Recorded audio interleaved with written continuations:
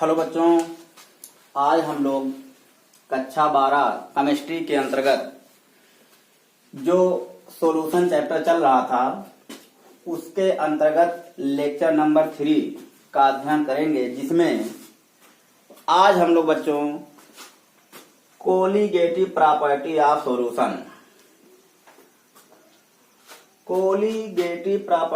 Solution विलयन के अणुसंख्य गुण का अध्ययन करेंगे बच्चों।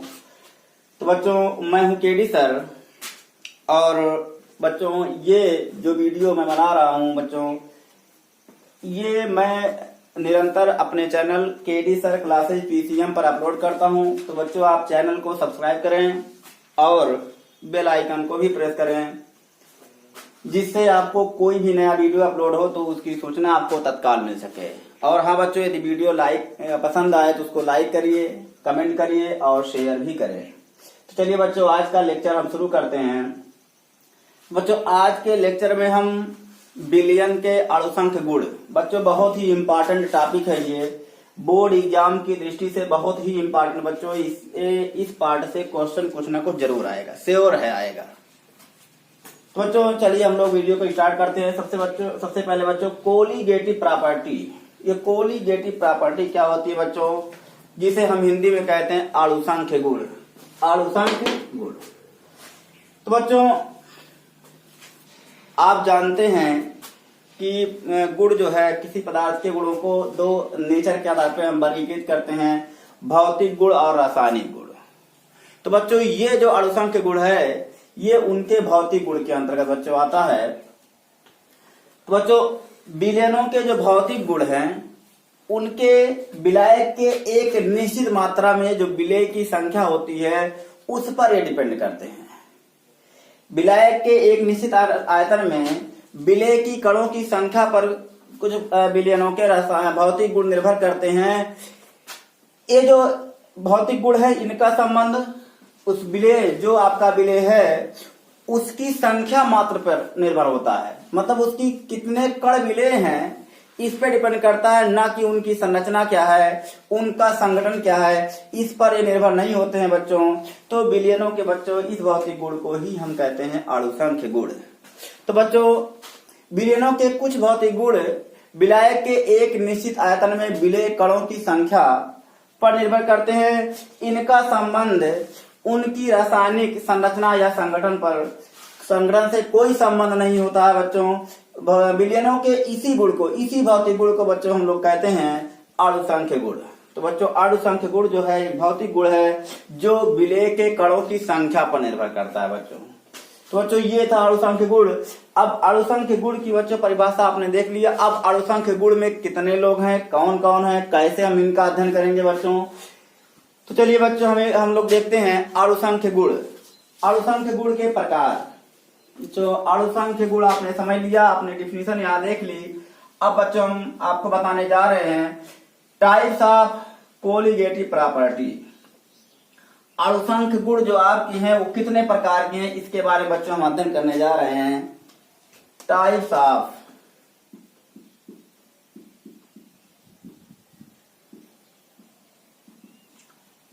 Colligative properties. बच्चों टाइप्स ऑफ कोलिगेटिव प्रॉपर्टी हम लोग पढ़ने जा रहे हैं। तो बच्चों अणुसंख्य गुण जो है वो 4 प्रकार के होते हैं बच्चों। उन्हें हम 4 भागों में बांट के अध्ययन करेंगे बच्चों, जिसमें से हम एक एक पार्ट जो है प्रत्येक लेक्चर में देखेंगे। कोशिश करेंगे कि उनसे संबंधित न्यूमेरिकल भी कुछ सॉल्व हो जाए। यदि नहीं सॉल्व होते हैं तो उसके लिए अगला लेक्चर आएगा। यहाँ बच्चों इसकी हिंदी होती है अणुसंख्य गुण के प्रकार। अणुसंख्य गुण के प्रकार। तो बच्चों टाइप्स ऑफ कोलिगेटिव प्रॉपर्टी, बच्चों अणुसंख्य गुण जो है ये 4 प्रकार का होता है। तो पहला नंबर पर बच्चों हम लिख रहे हैं परासरण दाब। इसको बच्चों अंग्रेजी में कहते हैं ऑस्मोटिक प्रेशर।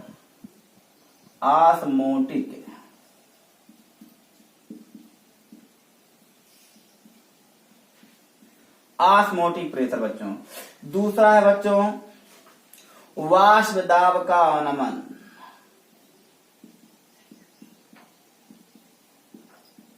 वाष्प दाब का अवनमन, लोअरिंग ऑफ वेपर प्रेशर,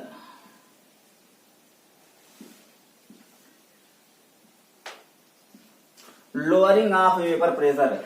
तीसरा है बच्चों क्वथनांक का उन्नयन,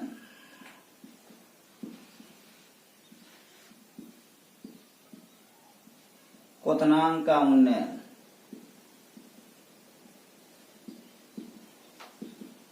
elevation of boiling point BP, elevation of boiling point. बच्चों ये जो बीपी लिखा गया है ये बॉइलिंग पॉइंट है। बच्चों चौथा जो आपका है वो है हिमांक का अवनमन, हिमांक का अवनमन, डिपर्सन ऑफ फ्रीजिंग पॉइंट,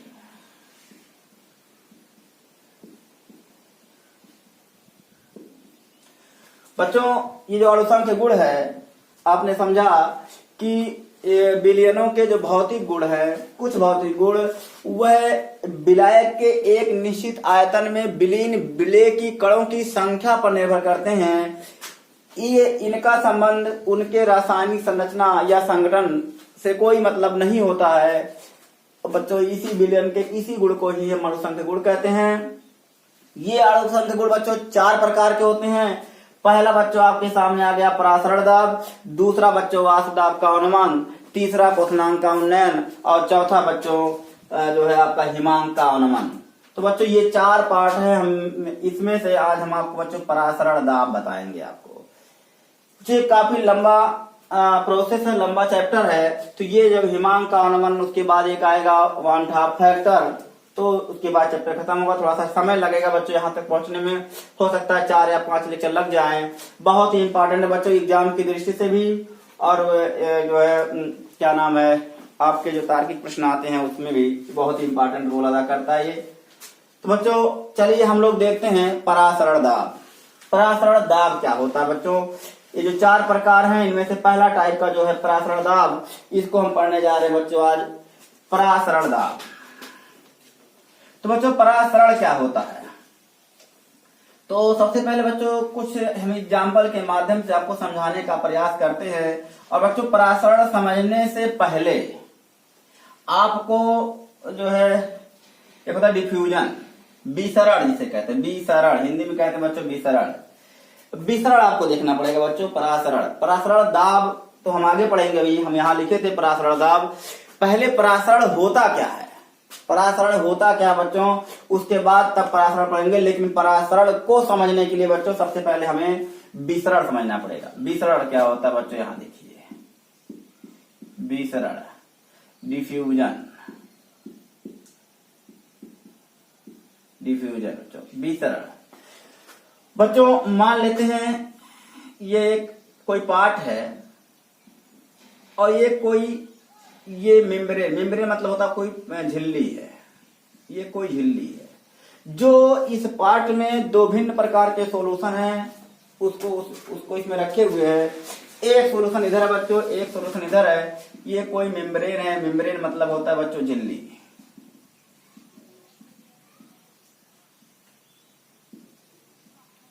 ये मेम्ब्रेन है, झिल्ली बच्चों। यहां बच्चों कोई सॉल्यूशन रखा गया, इसको आप 1 नंबर सॉल्यूशन 1 कह दीजिए, सॉल्यूशन 1 बच्चों।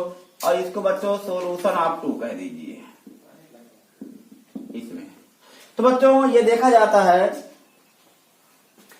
ये, हाँ बच्चों ये ध्यान दीजिएगा, इसकी जो सांद्रता है, इसकी जो सांद्रता है बच्चों, इसकी सांद्रता ध्यान दीजिएगा। ये कोई ऐसी झिल्ली है जो जिसमें विलेय और विलायक, जिसमें विलेय बच्चों विलयन के बारे में आप जानते हैं कि विलयन आपको जो है कम से कम 2 लोग मिलकर बनाए हों उसे विलयन कहते हैं। इसका एक समांगीय मिश्रण होता है बच्चों।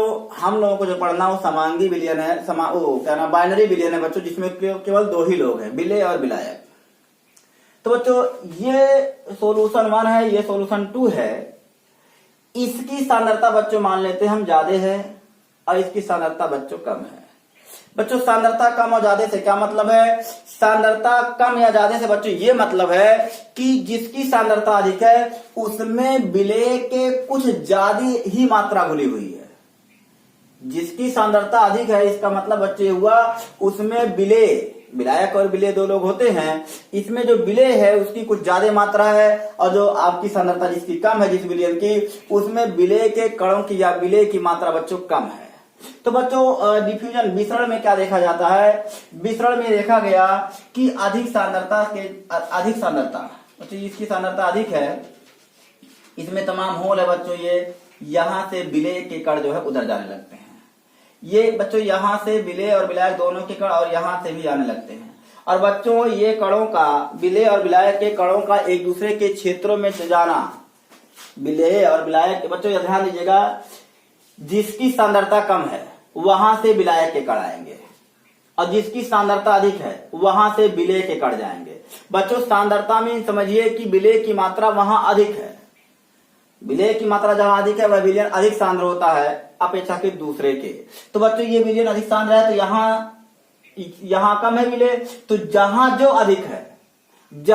जो अधिक है उसी से दूसरे में जाएगा। तो बच्चों ये विलयन की सांद्रता अधिक है तो यहां से विलेय के कण जाएंगे और बच्चों इसमें विलेय कम है तभी सांद्रता कम है। तो कौन ज्यादा है? ज्यादा आपका विलायक है, जो ज्यादा है वो इधर आएगा। तो यहां पर सॉल्वेंट, बच्चों ये आपका सॉल्वेंट हो गया और ये आपका सोलूट हो गया।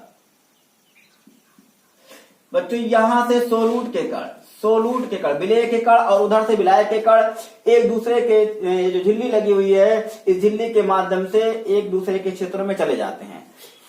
इस घटना को बच्चों कहते हैं विसरण। ये अपने आप होता है, ये कराया नहीं जाता है, अपने आप, ये नेचर है इनका, ये विलयन का ही ऐसा नेचर है कि जो है अलग किए जाने पर भी एक दूसरे, अलग किए जाने के बाद भी ये एक दूसरे की ओर चलते हैं। ऐसा बच्चों इसलिए करते हैं ताकि इक्विलिब्रियम प्राप्त हो जाए, साम्यावस्था प्राप्त। ऐसा बच्चों ये तब तक चलता रहेगा जब तक कि दोनों के विलयनों की सांद्रताएं बराबर नहीं हो जाएंगी, तब तक ऐसा चलता रहेगा बच्चों। जब दोनों विलयनों की सांद्रताएं बराबर हो जाएंगी तो बच्चों अपने आप ये जो है इक्विलिब्रियम में आ जाएंगे, साम्यावस्था में आ जाएंगे, तब इनका प्रवाह रुक जाएगा। तो बच्चों जब यहां से विलायक के कण आएंगे तो जाहिर सी बात है कि जो विलायक के कण है वो कम होंगे, यहां पर विलायक की मात्रा कम होगी।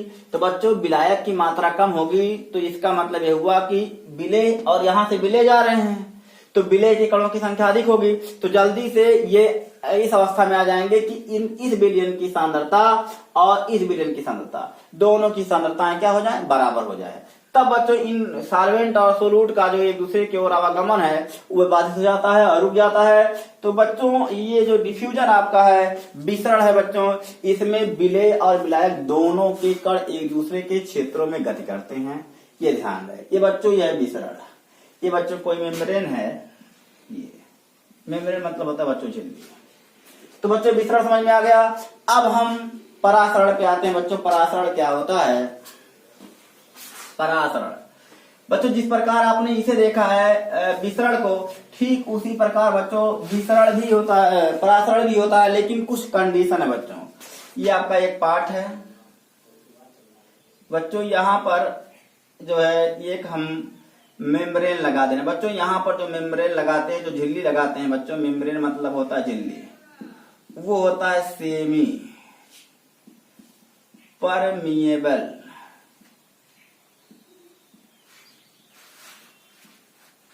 मेम्ब्रेन, सेमी परमिएबल मेम्ब्रेन बच्चों।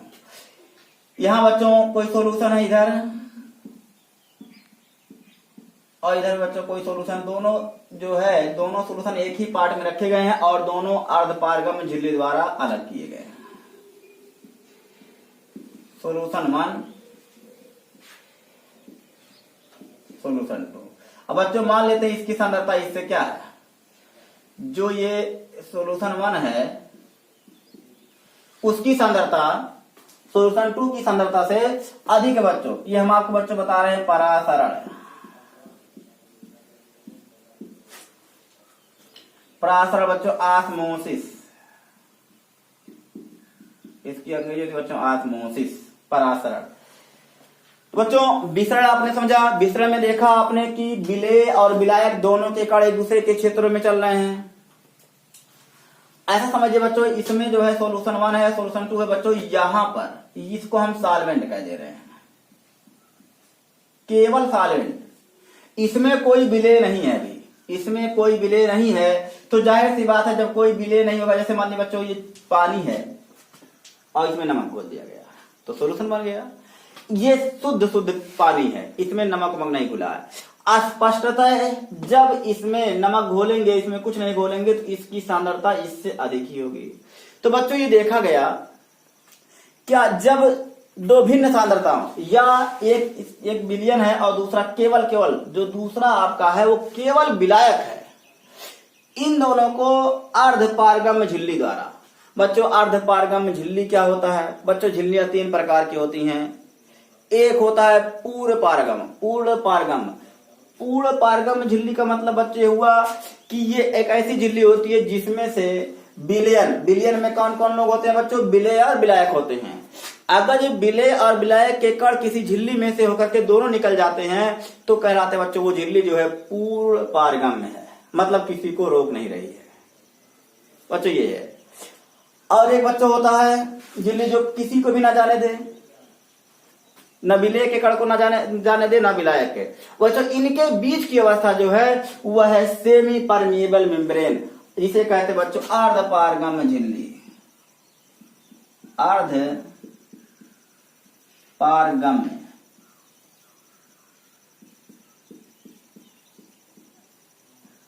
बच्चों ये अर्धपारगम्य झिल्ली है। ये अर्धपारगम्य झिल्ली है बच्चों, इसकी कुछ विशेषता है इसमें। ये केवल एक ही लोगों को परमिट करेगा, सबको नहीं, अपने में से सबको नहीं जाने देता है, परमिट करता है। ध्यान दीजिए बच्चों। तो बच्चों यहां पर जो पानी था उसमें आपने क्या घोल दिया है? नमक, ये विलयन बन गया। और बच्चों जाहिर सी बात है जहां केवल विलायक है उसकी अपेक्षा यह सांद्र ही रहेगा। तो बच्चों इसमें जो विलयन बना हुआ है तो ये थोड़ा सा आप अज्यूम करिए कि विलेय के जो कण होते हैं बच्चों वो विलायक से बड़े होते हैं, विलेय के कण जो होते हैं वो विलायक से बड़े होते हैं। तो बच्चों ये जो आपकी मेम्ब्रेन है, पाली झिल्ली है, ये विलेय के कणों को जो जा रहे थे यहां से बच्चों ऐसे जाना चाहेंगे, यहाँ छोटे छोटे होल है। जो पहले वाले झिल्ली हम लगाए थे उससे छोटे छोटे और होल है इसमें। तो बच्चों ये जो जा रहे हैं ये सोलूट है, तो ये सोलूट जाने का प्रयास कर रहे हैं लेकिन बच्चों जाने नहीं देता उनको। ये पॉलीथीन, ये आपकी झिल्ली सेमी परमेबल मेम्ब्रेन, ये आपकी जो झिल्ली है अर्धपारगम्य झिल्ली है, उसमें से जो आपके ये विलेय हैं इनके कणों को जाने नहीं देता। और बच्चों जिसमें विलायक केवल है उनके कणों को ये आने देता है। ये आपके बच्चों सॉल्वेंट हो गए, सॉल्वेंट के कण हो गए, इनके कणों को अपने में से जाने देता है। बच्चों यही है परासरण। अभी आपने विसरण देखा था, तो विसरण में इधर से विलेय के कण जा रहे थे जहां सांद्रता अधिक थी, जहां जो अधिक मात्रा में था, जिसकी सांद्रता अधिक होगी वहां विलेय के कण अधिक होंगे, जिसकी सांद्रता कम होगी वहां विलायक के कण अधिक होंगे। क्योंकि सांद्रता कम होने का मतलब क्या बच्चों? सांद्रता का मतलब समझ लिया ऐसे, हम 1 लीटर पानी लिए, उसमें हम जो है 4 ग्राम जो है चीनी डाल दिए। 1 लीटर का जो है हमें विलयन बनाना है। 1 लीटर पानी लिए, इसमें 4 ग्राम का डाल दिए हैं, इसमें 2 ग्राम का डाल दिए हैं। तो बच्चों ये जो है ये 4 ग्राम वाला ये 2 ग्राम वाले की अपेक्षा सांद्र कहलाएगा, क्योंकि इसमें विलेय के चीनी विलेय है ना यहाँ पर, तो चीनी है उसकी मात्रा अधिक है, तो ये वाला विलयन इस विलयन के सापेक्ष सांद्र कहलाएगा। तो यहां से बच्चों जब इन दोनों को हम किसी पार्ट में इस तरह रखेंगे और उनके बीच एक झिल्ली लगाएंगे, अगर डिफ्यूजन की हम बात करें तो बच्चों ये सांद्र है, ये तनु है, इसमें से कौन लोग जाएंगे? इसमें से चीनी के कण जाएंगे, वही विलेय है। और बच्चों इसमें तो चीनी 2 ही ग्राम है, तो जाहिर सी बात है यहाँ पर अगर देखा जाए तो चीनी 4 ग्राम, चीनी 2 ग्राम, तो यहाँ पर बच्चों पानी जो है इसकी अपेक्षा, ठीक है ना, इसमें 4 ग्राम गुला, इसमें 2 ग्राम गुला, इसमें जो विलायक है, विलायक के अधिक मात्रा में है, जो जाहिर सी बात 2 ग्राम चीनी को घोले होंगे तो अधिक है अभी। तो यहाँ से 2 ग्राम वाले जो चीनी का विलयन है वहां से विलायक के कण अर्थात जल के अणु और 4 ग्राम वाले से चीनी के अणु इधर जाएंगे। ये है आपका विसरण, ये है विसरण बच्चों। और यहाँ पर बच्चों जो हम आपको परासरण बता रहे हैं, सोल्यूशन में आपने नमक का घोल लिया, ये केवल सीधे सीधे शुद्ध शुद्ध प्योर जल है। इसमें से जाने का प्रयास किए, ये झिल्ली जो आपकी है उसका कमाल है कि अभी ये डिफ्यूजन की बात करते, डिफ्यूजन हो जाता उस झिल्ली के द्वारा, यहां से विलय के कण और यहां से विलायक के कण चले आते। लेकिन बच्चों ये जो अर्ध पारगम्य झिल्ली है ये विलय के कणों को रोक दे रहा है, किंतु विलायक के कणों को इस अपने छिद्रों में से होकर के आने देता है बच्चों। तो इस प्रकार बच्चों यही आपका परासरण, ठीक है ना। तो परिभाषा क्या होगी बच्चों परासरण? अर्ध पारगम्य झिल्ली द्वारा, अर्ध पारगम्य झिल्ली द्वारा विलायक के अणुओं का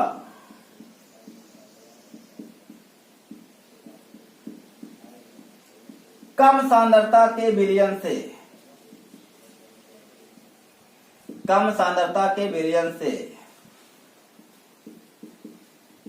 अधिक सांद्रता के विलयन की ओर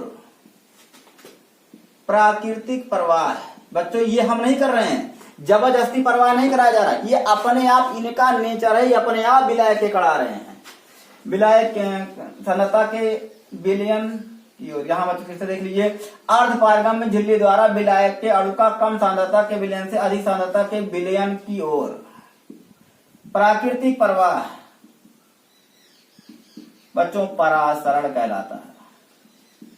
बच्चों अगर जो आप कहानी समझ रहे हैं तो याद करने की आवश्यकता नहीं है, और नहीं समझेंगे याद करेंगे, आज याद करेंगे कल भूल जाएंगे, मेन है आपको समझ लेना। तो बच्चों परासरण समझ में आ गया कि परासरण जो होता है अर्ध पारगम्य झिल्ली द्वारा विलायक के जो अणु होते हैं वो क्या होते हैं, उस झिल्ली के द्वारा जो है दूसरे विलयन की ओर आते हैं। अभी बच्चों हम यहां समझा रहे थे कि सोल्यूशन 1 और सॉल्वेंट लिए थे।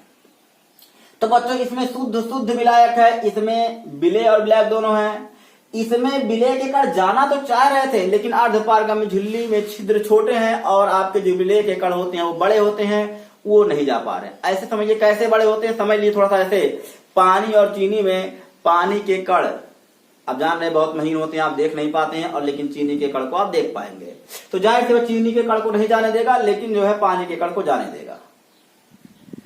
तो बच्चों अब यहां पर भी ऐसा प्रवाह कब तक होता रहेगा बच्चों? ऐसा प्रवाह तब तक होता रहेगा जब तक कि साम्य स्थिति ना मिल जाए, अर्थात दोनों ओर के विलयनों की यहां पर आ जाएगा और इसको संतृप्त कर देगा। संतृप्त करने का मतलब बच्चों ये हुआ कि जितनी उसकी शक्ति जितना घोल सकता हो। तो बच्चों ये हो गया अर्ध पारगम्य झिल्ली, समझ में आ गया आपको कि झिल्लियां 3 प्रकार की हो गई।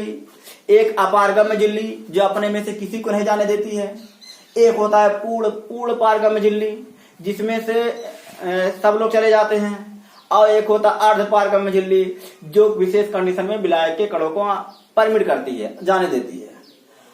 अब बच्चों इधर भी हम सोल्यूशन ले लें, सोल्यूशन 2 ले लें। इधर बच्चों हम सोल्यूशन 2 ले लें तो बच्चों क्या होगा, इसमें ध्यान दीजिएगा बच्चों परिभाषा में क्या, अर्ध पारगम्य झिल्ली द्वारा विलायक के अणु का, विलायक के अणु ही चलेंगे बच्चों, विलायक के अणु का कम सांद्रता के विलयन से अधिक सांद्रता के विलयन की ओर प्राकृतिक प्रवाह परासरण कहलाता है बच्चों। तो ये प्राकृतिक प्रवाह बच्चों ये परासरण कहलाएगा। अब देखिए ये बच्चों हम मान लेते हैं कि इसकी जो सांद्रता है C1 वो दूसरे वाले जो सोल्यूशन है उसकी सांद्रता से अधिक है बच्चों। तो जाहिर सी बात है इसकी सांद्रता कम है, इसमें इसकी सांद्रता अधिक होने का मतलब बच्चों इसमें जो विलय के कण है वो ज्यादा हैं। तो बच्चों जाहिर सी बात है यहाँ इसमें कम घुले हुए हैं, यही जिसमें कम घुले हुए हैं जिसकी सांद्रता कम है वहां से बच्चों विलायक के कण जो होंगे वो सेमी परमिएबल मेम्ब्रेन के थ्रू जो है इस विलयन को छोड़ करके बच्चों इसमें आ जाएंगे। बच्चों इसमें आने का मतलब क्या है बच्चों, ध्यान दीजिएगा। बच्चों हमने कहा ये 2 ग्राम है, इसमें 4 ग्राम, इसमें 4 ग्राम चीनी घुली है 1 लीटर में, ध्यान दीजिए बच्चों, हम ये बता रहे हैं कि ये प्रवाह ऐसा होता क्यों है, ये प्रवाह ऐसा होता क्यों है। तो बच्चों ये प्रवाह इसलिए होता है ताकि उनकी दोनों की सांद्रताएं बराबर हो जाएं और सम अवस्था में आ जाएं।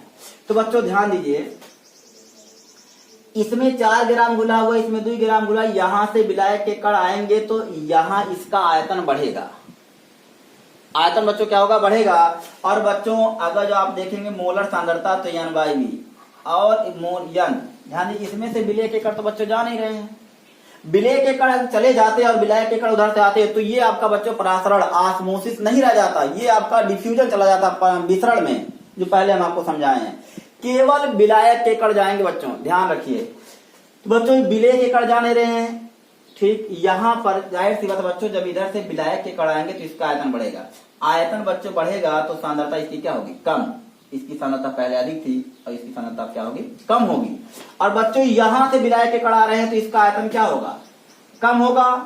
और बच्चों ये कम था पहले से, जाहिर सी बात है जब आयतन कम होगा, ये V कम होगा, तो N/V का अनुपात जब इसके N/V के अनुपात के बराबर हो जाएगा, मोलर सांद्रताएं बच्चों बराबर हो जाएंगी, तो इनका अर्थात इस विलायक के अणुओं का जो तनु विलयन है जिसकी सांद्रता कम है, वहां से विलायक के अणुओं का जो प्रवाह है वह अपने आप क्या हो जाएगा, रुक जाएगा, क्योंकि इसकी सांद्रता आयतन बढ़ने की वजह से कम होती जाएगी और यहाँ आयतन कम होगा। बच्चों ये हर में है और हर में कोई संख्या छोटी होती है तो भागफल अधिक आता है, तो ये कम होता चला जाएगा, इतना कम हो जाए कि इसकी सांद्रता, इसके N/V का मान और इसके N/V का मान बराबर आ जाए, अर्थात बच्चों मोलर सांद्रताएं बराबर आ जाए, तो इनका अर्थात सॉल्वेंट का जो प्रवाह है वह रुक जाएगा। बच्चों ये हो गया परासरण। बच्चों हमें जो पढ़ना है वो परासरण दाब है। अभी बच्चों हम आपको डिफ्यूजन बताए, विसरण जिसे कहते हैं। विसरण में आपने गैसों के नियम में ग्राहम का विसरण नियम पढ़ा होगा, तो वैसा कुछ विसरण यहाँ पर था, लेकिन यहाँ विलयनों का विसरण है बच्चों, वहां ग्राहम का जो विसरण नियम था वो गैस पर आधारित है। तो चलिए बच्चों आप परासरण समझ गए। अब बच्चों परासरण दाब क्या होता है, बच्चों परासरण दाब क्या होता है। बच्चों ये जो विलायक के कण आ रहे हैं इनका जो नेचर है कि जिसमें एक शुद्ध विलायक है और एक विलयन है, तो शुद्ध विलायक से जो विलायक के अणु है वो विलयन की तरफ आते हैं, अथवा दो ऐसे विलयन हैं जिनकी सांद्रताएं किसी की ज्यादा है किसी कम है, जैसे इसकी सांद्रता अधिक है इसकी सांद्रता कम है, तो कम सांद्रता वाले विलयन से विलायक के कण, बच्चों विलायक के कण ही आएंगे, विलायक के कण अधिक सांद्रता वाले विलयन की ओर आते हैं। इस घटना को बच्चों हम परासरण कहते हैं। ये जबरदस्ती बच्चों नहीं कराया जाता है, ये इनका अपना नेचर है, ये खुद ब खुद आने लगते हैं। अब बच्चों परासरण दाब क्या होता है, परासरण दाब बच्चों यही जो विलायक के कण हैं, जो विलायक के कण आ रहे हैं इन्हीं को रोक दिया जाए, ये ना आने पाए विलयन में, इन्हीं को रोक दिया जाए बच्चों। तो इन्हीं को जब रोक दिया जाएगा तो आप जो बाहर से दाब लगा रहे हैं बच्चों, उन्हें रोकने के लिए, विलायक के अणुओं को विलयन में आने से रोकने के लिए लगाए गए बाह्य दाब को ही हम परासरण दाब कहते हैं। बच्चों ये फिगर के माध्यम से आप थोड़ा समझ लीजिए कि कैसे आप रोकेंगे। तो इसको मिटा नहीं रहे हैं जो है इसको परासरण दाब की परिभाषा, क्योंकि इसी में हम ऐड कर देंगे। अब इधर बना देते हैं।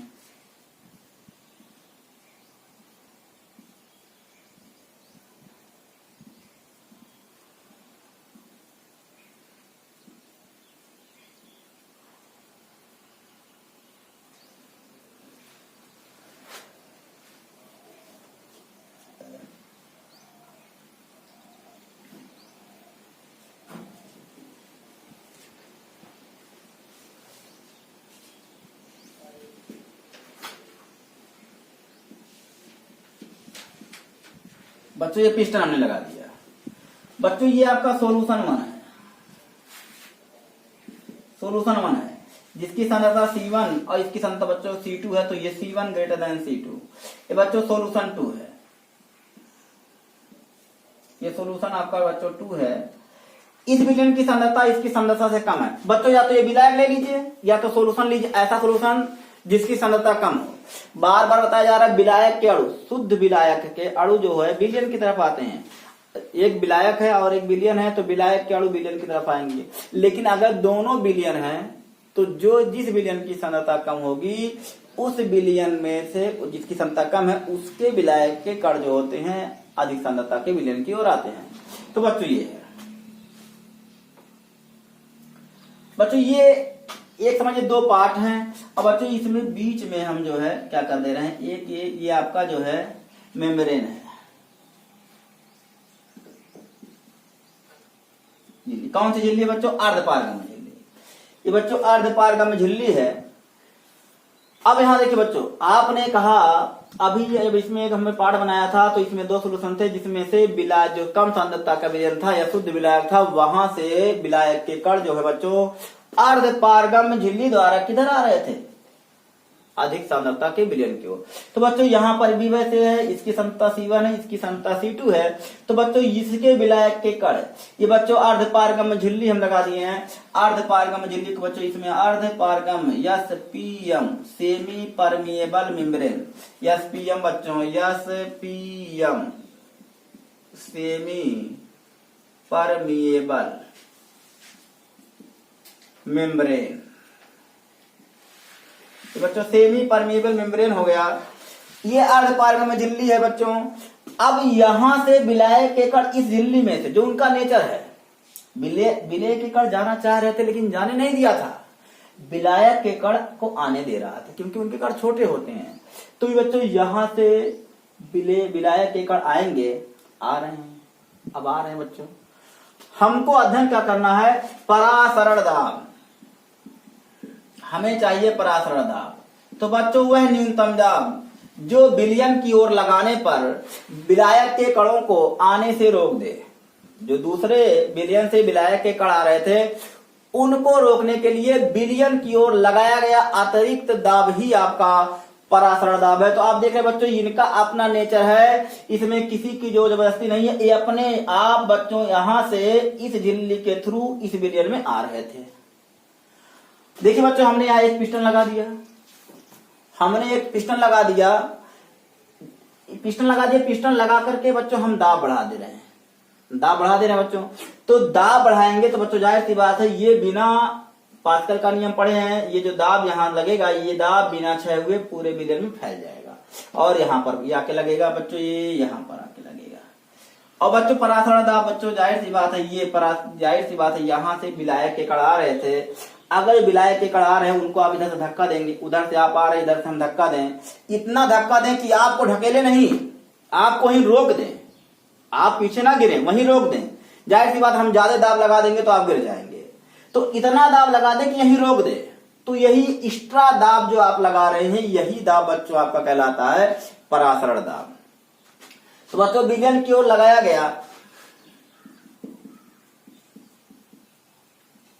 विलयन की ओर, तो इसे मिटा दे।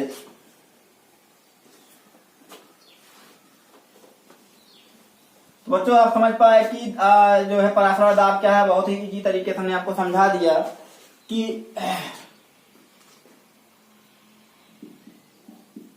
परासरण दाब लिख दे बच्चों, पहले ही लिखिए परासरण दाब।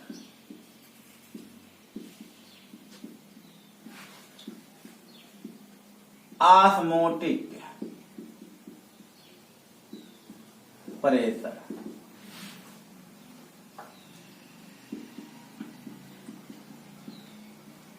विलायक के प्रवाह को रोकने के लिए।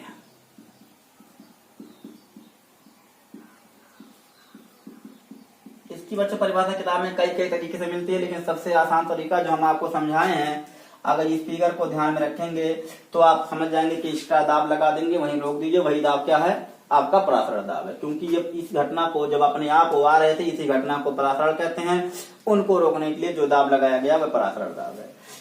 विलायक के प्रवाह को, विलायक के अणुओं का या विलायक के अणुओं को प्रवाह को रोकने के लिए विलयन की ओर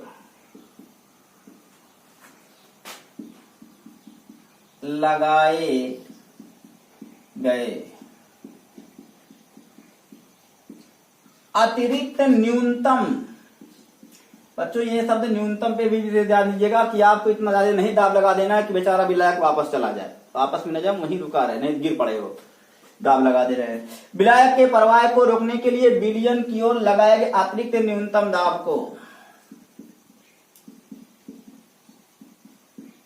परासरण दाब कहते हैं।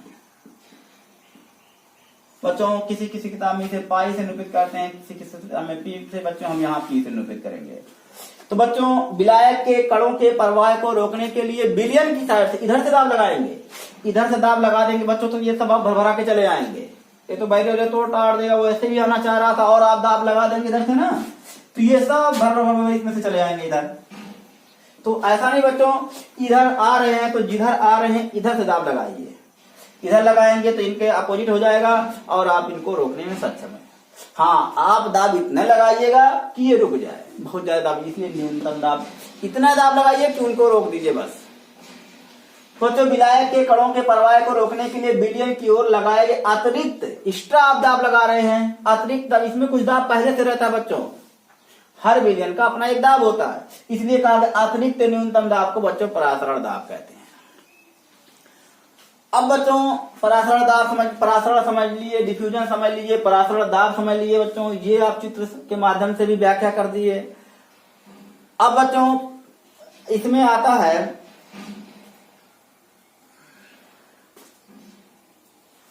वान ठाप का नियम। बच्चों वान ठाप नियम, तनु विलयनों के लिए वान ठाप का नियम। चलिए बच्चों देखते हैं तनु विलयनों के लिए वान ठाप। एक साइंटिस्ट थे बच्चों 1885 ईस्वी में अपना नियम दिए थे बच्चों, वान ठाप नियम।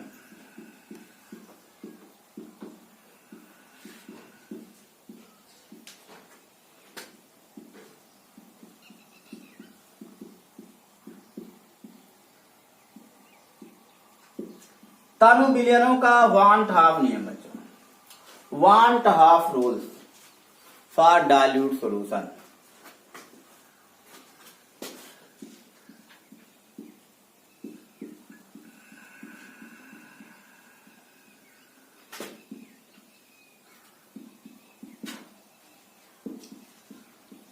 वान Hoff rule for dilute solution. चलिए बच्चों इसको भी हम लोग देख लेते हैं। बच्चों इन्होंने बताया 1885 ईस्वी में कि तनु विलयनों में, ध्यान दीजिए बच्चों, तनु विलयनों में जो विलय के कण होते हैं ठीक उसी तरह व्यवहार करते हैं जैसे गैस के अणुओं, गैस में गैस के अणु व्यवहार करते हैं। बच्चों अणुगति सिद्धांत, गैसों का अणुगति सिद्धांत आपने देखा होगा कि फ्री रहते हैं गैस के अणु, जहां चाहे उधर मूव करते हैं और इनके अणु दीवार पे टक्कर मारते हैं और टक्कर मारने से दाब उत्पन्न होता है, आदि आदि ये सब पढ़े हैं अणुगति सिद्धांत में। तो बच्चों यही सारी चीजें वान ठाप ने बताई कि जो तनु विलयन है बच्चों, तनु विलयन जिसमें विलय कम मात्रा में घोला हुआ है, तो विलय के जो कम मात्रा जब आप घोलेंगे तो उनके कणों को अधिक जगह मिलेगी विलयन में घूमने के लिए।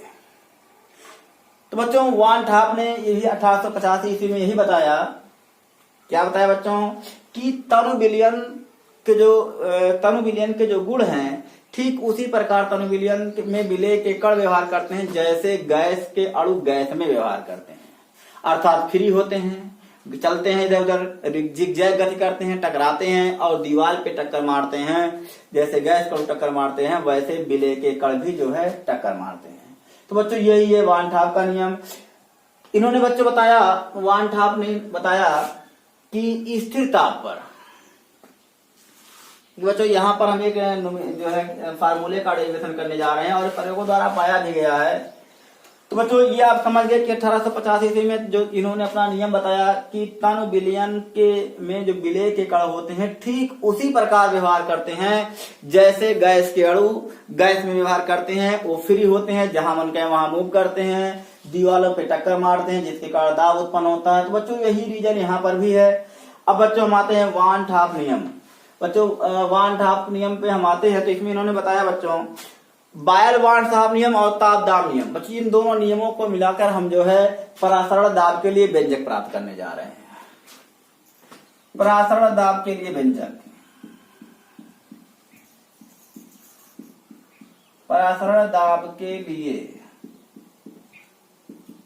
व्यंजक। बच्चों ये मानते हुए जो इन्होंने बताया तनु विलयनों का वन हाफ नियम, तो तनु विलयन में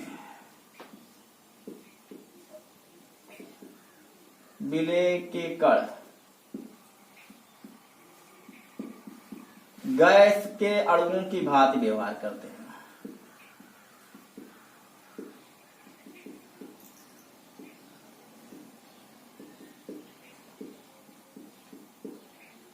तो वहां आपने बच्चों को बताया कि तनु विलयनों में जो होते हैं, जो विलेय के कण होते हैं वो गैस के अणुओं की तरह व्यवहार करते हैं।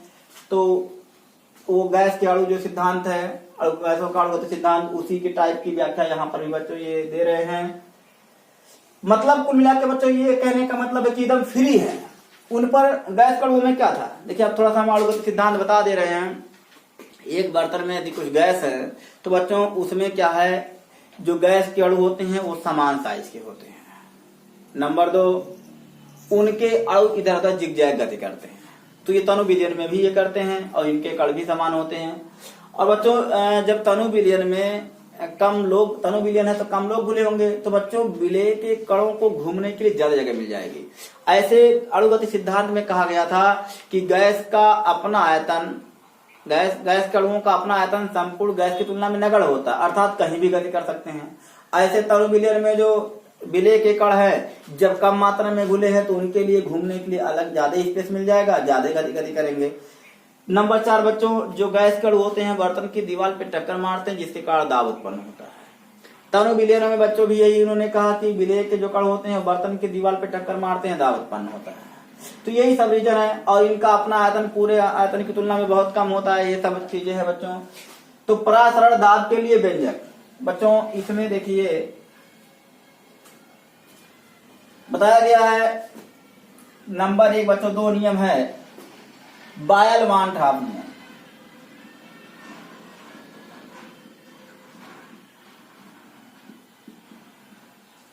बायल वान हाफ नियम बच्चों, इसमें वहां बायल का नियम आप जानते हैं। बायल का नियम बच्चों क्या है, गैसों से संबंधित आया था, तो उनके नियम को ही उठा करके वान हाफ ने रख दिया। बायल का नियम क्या बच्चों, स्थिर ताप पर किसी गैस की निश्चित मात्रा का दाब उसके आयतन के व्युत्क्रमानुपाती होता है, उसके आयतन के व्युत्क्रमानुपाती होता है। ये बायल का नियम समझा रहे हैं। स्थिर ताप पर, एट कांस्टेंट प्रेशर, स्थिर ताप पर किसी गैस की निश्चित मात्रा का दाब या किसी गैस का दाब उसकी निश्चित मात्रा के आयतन के व्युत्क्रमानुपाती होता है। कुछ इसी तरह है बच्चों, परासरण दाब के लिए आप व्यंजक प्राप्त करने जा रहे हैं। तो बच्चों बायल वान हाफ के नियम में क्या कहा जा रहा है, स्थिर ताप पर, यहां बच्चों स्थिर ताप पर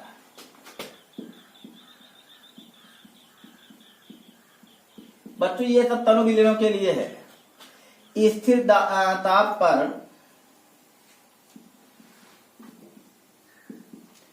तनु विलयनों का परासरण दाब, तनु विलयनों का परासरण दाब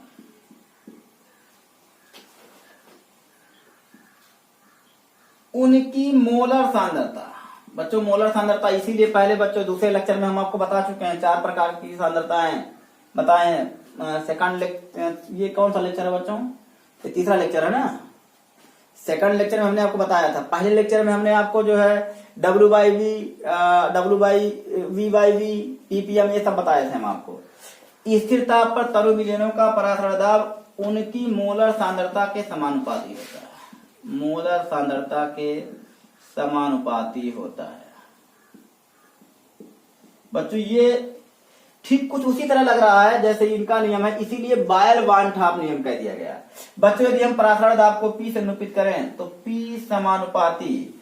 बच्चों मोलर सांद्रता क्या होती है बच्चों, आप जानते हैं मोलर सांद्रता m बराबर होता है N/V, मोलों की संख्या बटे आयतन लीटर में। तो बच्चों N/V। तो बच्चों बायल के नियम में P समानुपाती 1/V था, तो वान हाफ ने यही N ऊपर लाके रख दिया, इसीलिए ये कहलाया बायल वान हाफ नियम। तो बायल वान हाफ नियम में बच्चों स्थिर ताप पर तनु विलयनों का परासरण दाब उनकी मोलर सांद्रता के समानुपाती होता है। बच्चों समीकरण नंबर 1 कह दीजिए। बच्चों हम ऊपर मिटा दे रहे हैं, उसके बाद लिख रहे हैं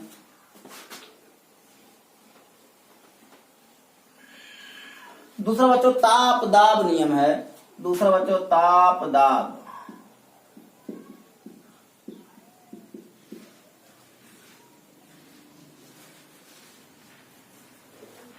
बच्चों ध्यान दीजिएगा, स्थिर आयतन पर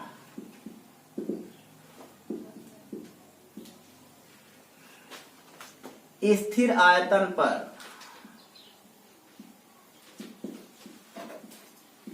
तनु विलयनों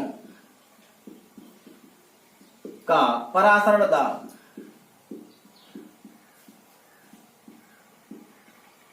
स्थिर आयतन पर तनु विलयनों का परासरण दाब बच्चों कामा उनके परम ताप के समानुपाती होता है।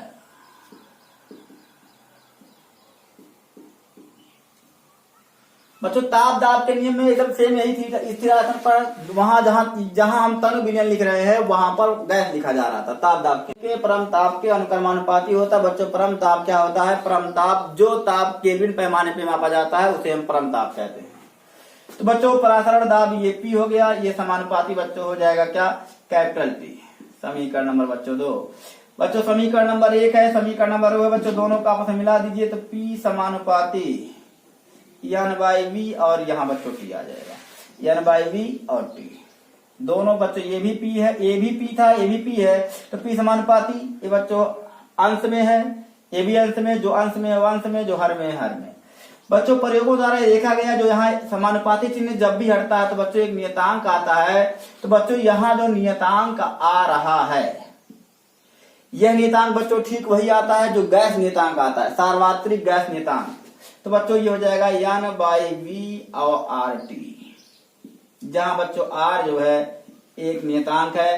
तनु विलयन के लिए आया बच्चों, सांद्र विलयन के लिए नियम सत्य नहीं है, क्योंकि बच्चों सांद्र विलयन के लिए जब सांद्र विलयन हो जाएगा तो उसमें विलेय के कण उतने फ्री नहीं रह पाएंगे जितने तनु विलयन में फ्री हैं। तो वह एज ए गैस के अणु की तरह व्यवहार नहीं करेगा, इसीलिए बच्चों तनु विलयनों पर लागू है। PV = NRT बच्चों इसे कहते हैं R का मान बच्चों होता है 0.0821 लीटर एटीएम पर मोल और पर केल्विन। लीटर एटीएम प्रतिमोल प्रति केल्विन। बच्चों यहाँ पर सवालों में लीटर प्रतिमोल प्रति केल्विन ही रखिएगा, वैसे आर का मान 8.31 जूल प्रतिमोल प्रति केल्विन भी होता है। बच्चों यन क्या है?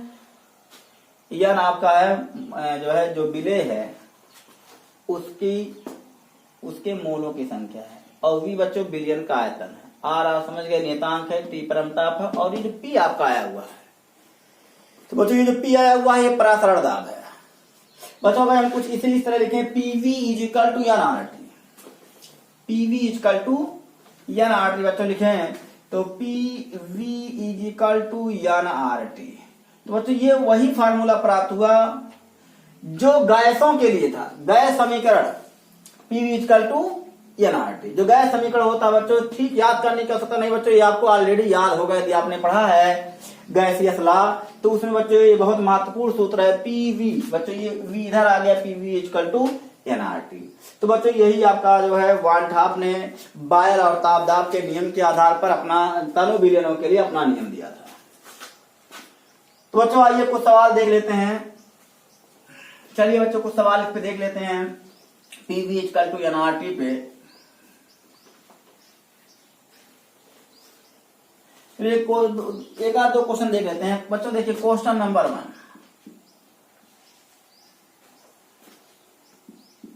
5% W/V भार प्रतिशतता है बच्चों। 5% W/V चीनी के विलयन का 15 डिग्री सेंटीग्रेड पर परासरण दाब ज्ञात कीजिए। परासरण दाब ज्ञात कीजिए।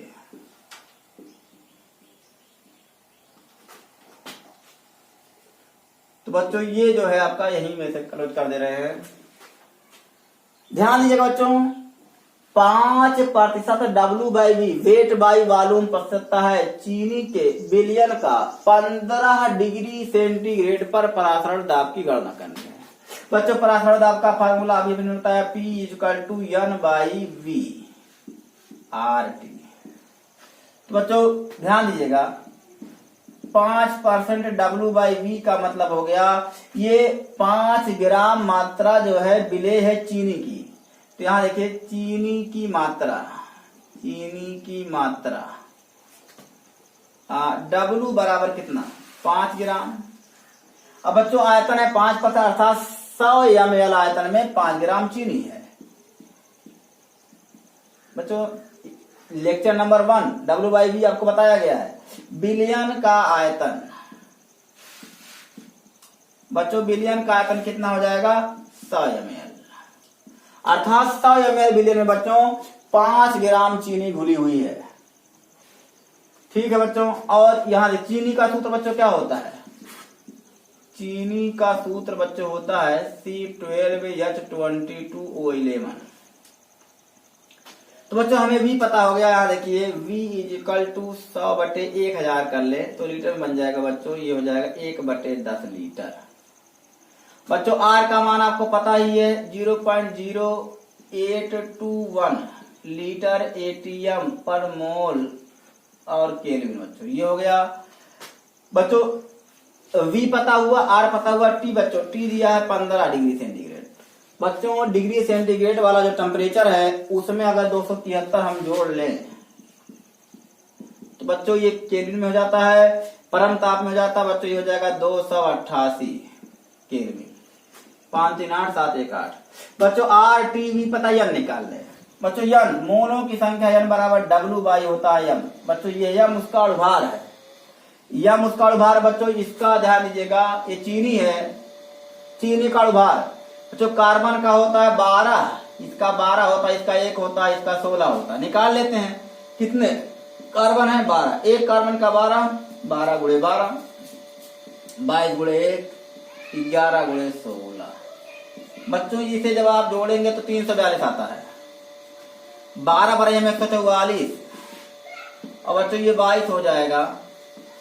बच्चों 11 × 6 = 66 और 11 × 11 और 6 17।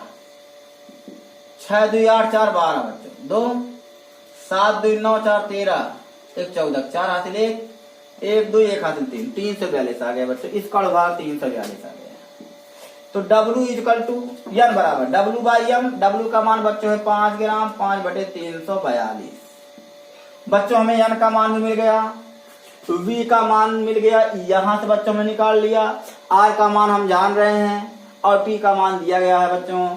तो इसे बच्चों जब हम हल करेंगे तो हमें क्या मिला देखिए P ये बच्चों 5/342/1/10 गुणे R का मान बच्चों 0.0821 गुणे बच्चों T का मान 288। बच्चों आप इसे कैलकुलेट करिएगा तो मेरे ख्याल से इसका आंसर आता है 3.46 ATM।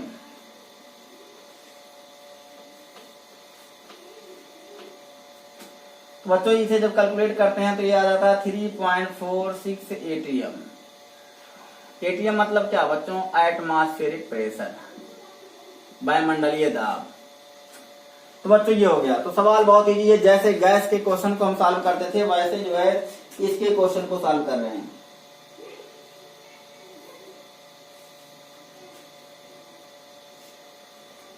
एक बच्चों दूसरा क्वेश्चन लेते हैं, क्वेश्चन नंबर 2 बच्चों। एक जलीय विलयन में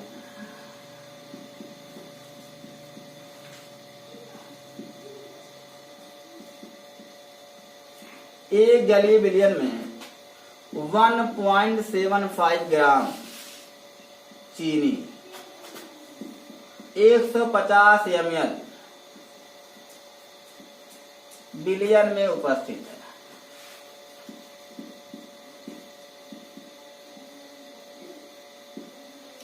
एक जलीय विलयन में 1.75 ग्राम चीनी 150 ml विलयन में उपस्थित है। यदि विलयन का ताप 17 डिग्री सेंटीग्रेड हो तो परासरण दाब ज्ञात कीजिए।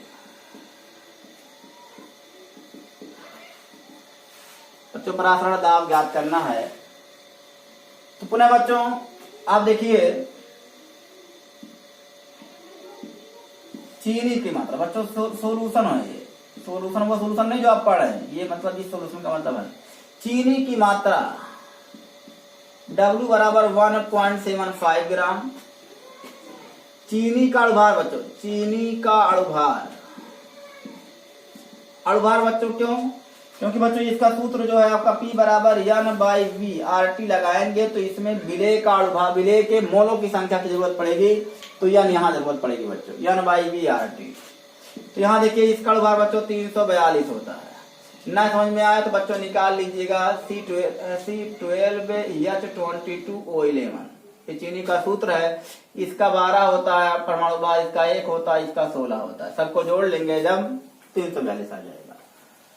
बच्चों R का मान जो है 0.0821 लीटर एटीएम प्रति मोल और केल्विन यह है, और T का मान बच्चों 17 प्लस 273, 17 डिग्री सेंटीग्रेड है बच्चों। 17 में 273 जोड़ेंगे तो आपका जो है ये आपका 290, 7 3 10, 7 1 8 9, 290 हो जाएगा।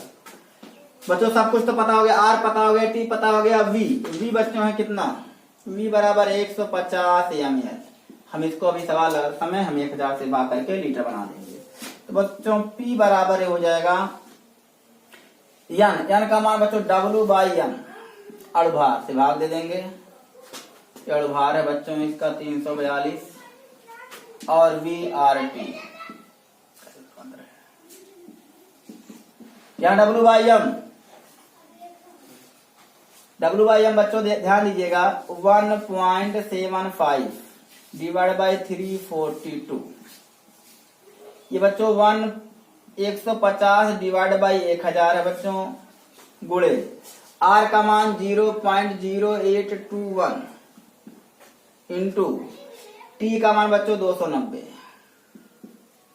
बच्चों जब इसे आप कैलकुलेट कर लीजिएगा और इसे कैलकुलेट करने पर बच्चों आपको आंसर मिलता है मेरे हिसाब से 0.812 ATM, ये आंसर आएगा।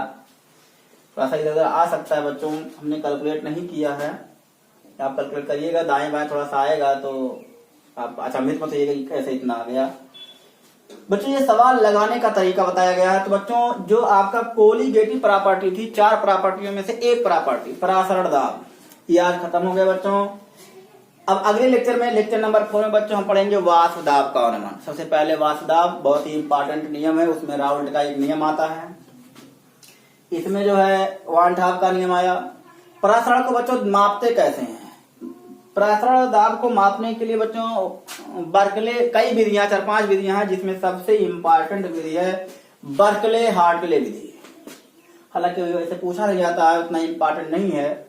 बर्कले हार्टले विधि के द्वारा जो है हम जो है परासरण दाब, ऑस्मोटिक प्रेशर को मापते हैं। तो बच्चों ये परासरण दाब पर आधारित लेक्चर नंबर 3 आज समाप्त हुआ है। मेरे ख्याल से बच्चों आपके समझ में आया होगा।